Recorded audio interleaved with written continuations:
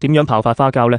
唔好睇呢個花膠細細隻，泡出嚟好大隻㗎，肉質仲好厚，價錢都好親民。花膠泡發嘅第一步，將花膠洗乾淨，放喺乾淨冇油嘅碟度，加入過濾水，冚上保鮮膜之後，放入雪櫃浸泡8個鐘。8個鐘之後，顏色變咗，仲可以好輕易咁屈折。第二步，用薑、蔥、料酒煮大概10分鐘，呢個步驟可以辟腥，又唔會流失膠質。煮嘅過程中會縮少少水，呢個係正常嘅。第三步，將花膠放入冰水入面，冚上保鮮膜，再放入雪櫃泡發1晚。朝早9:09，我哋嚟睇下花膠泡發嘅效果，發得好成功，個頭大，肉質厚，對比一下，大咗1倍又多。呢個泡發花膠嘅方法簡單又有效，不如燉個花膠燉奶做早餐啦。花膠二指、紅棗、冰糖、桃膠、純牛奶、薑片，放入花膠，去核紅棗、冰糖、薑片。